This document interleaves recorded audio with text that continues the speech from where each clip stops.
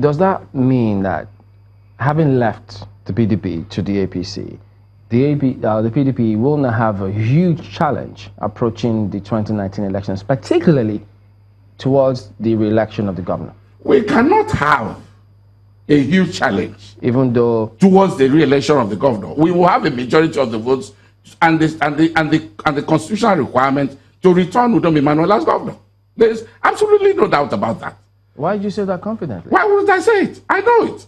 I have been in politics since 1979, before Chris left school, and I know that these are the parameters we use in judging political fortunes, and it is not based on individuals. Our people are fundamentally Republican. You do not lead them by the nose. Even Chris himself cannot be led by the nose. Let's go back to Professor Ekong. Professor Ekong, before we came to you, Chief Assam had talked about the former governor, how he used to go around commissioning projects and praising the efforts of the current administration in Akwa Ibom.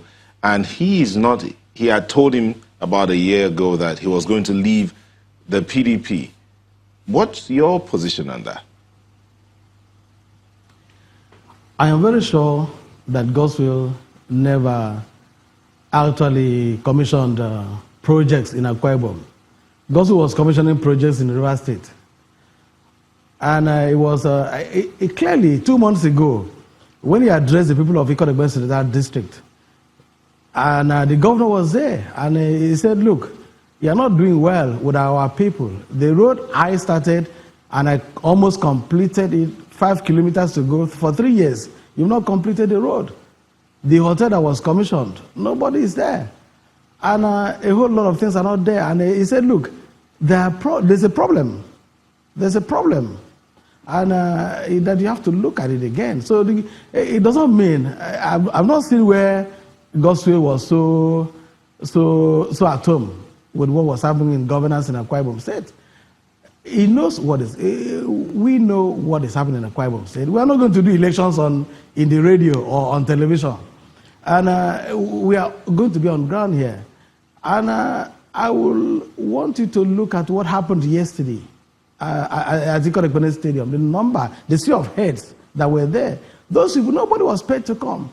People are excited that, look, the progressives are coming together. Prof, you say that the crowd that we saw yesterday, they came on their own volition, but we've had a former governor here and former Minister of Education, Mr. Shekara, who did say, well, yes, to a large extent, politicians don't believe many of the crowd used to see because some of them are paid for, they pay them to come in.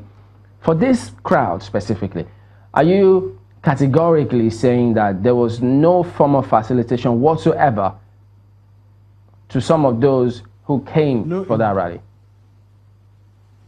No inducement whatsoever. People had to just come because they were excited to have Goswill come to the progressives fold. So everybody just came from all over the state. When Goswill came back the day before the rally, from the airport, you see the emotion, you see the passion as people were following. People were stopping him village by village as he was driving into Uyo. And when he got to the plaza in Uyo, it was totally stopped. People came out with brooms from their houses. So you see, it was spontaneous, and that was preparing people to go to Ikot Ekpene. And everybody just had to come on their own, and it was beautiful. Prof, I'm just wondering what gains is his defection to the APC bringing on the table for you, since the opposition believes that whether he is with them or not, it doesn't really matter. It's not consequential. They can say that. It's easy to say, but the issue is a walk. What is on ground? This guy is good and stable and solid in his place and coming to join forces with us. You see, the issue that we have now is when people say irreconcilable difference. You have irreconcilable difference when you have personal interest. But when the interest is of the people, when it is governance, And that governance is about the people. And you are having issues about the people. There is no way you cannot reconcile. And that is what has happened. And Godswill is very, very strong in Ikot Senatorial District. It's strong. And they know it.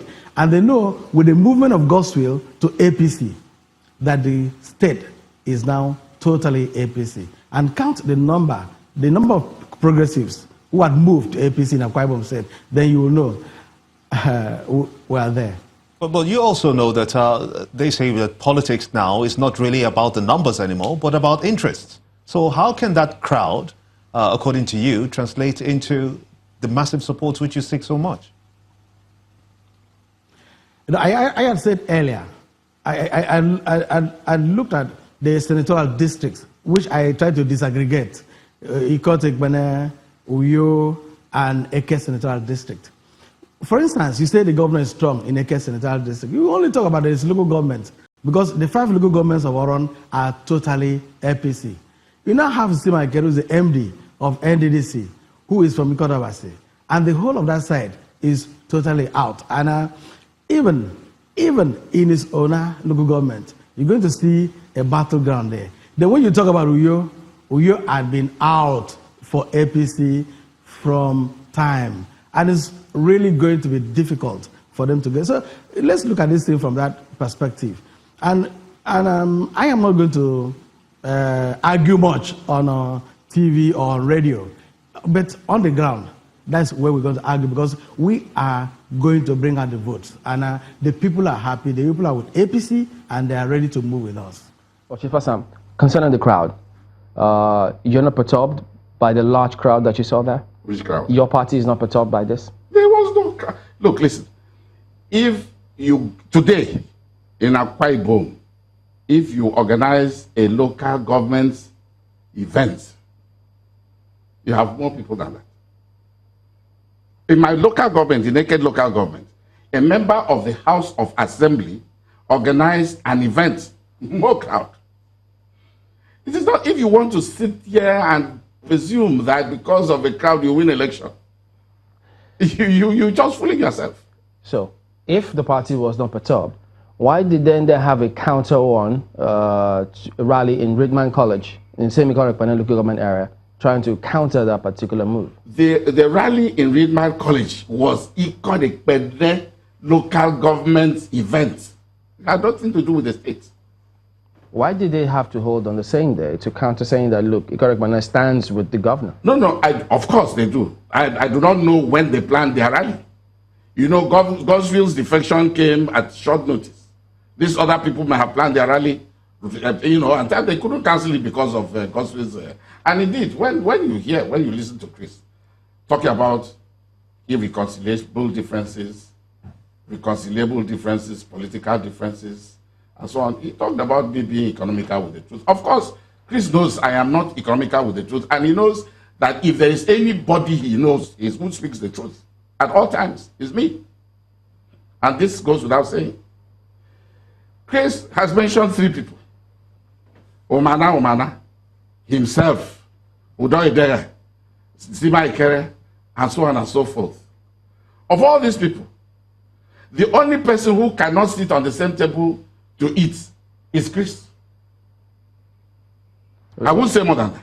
But that is the person who is now coming to defend Godswill for the act of gratitude for making him governor under a platform of PDP and making him Senate Minority Leader.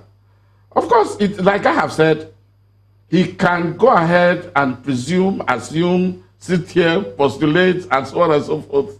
It is when we go to the grounds that these things will speak, and they will speak volumes. Talking about going to the grounds, yes. You said, I asked him a question about the governor commissioning projects in Akwa Ibom, and he said the governor, or the former governor, never commissioned any projects in Akwa Ibom, but instead he was commissioning projects in Rivers State. Yes, I sympathize with Chris.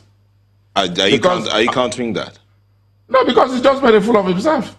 Godswill will tell him, look, you shouldn't have said that. I commissioned the power transmission plants in Uyo, where Chris comes from.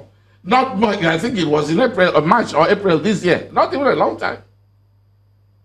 He doesn't know. How do you? That's one project. I'm citing, he never commissioned a project. He said so. He said he never commissioned a project. I am citing one project, which I remember Godswill commissioned.